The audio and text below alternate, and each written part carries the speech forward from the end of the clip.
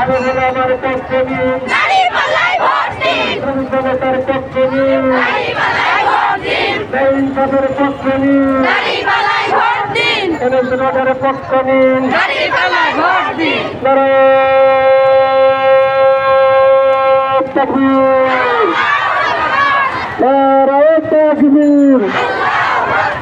বাংলাদেশ জামাত ইসলামী জিন্দাবাদ জিন্দাবাদ জিন্দাবাদ।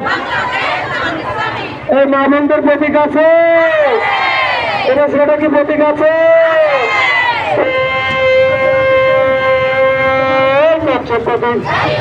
সবাই বলো একই সাথে একই থেকে সামনে বলি পিছিয়ে বলি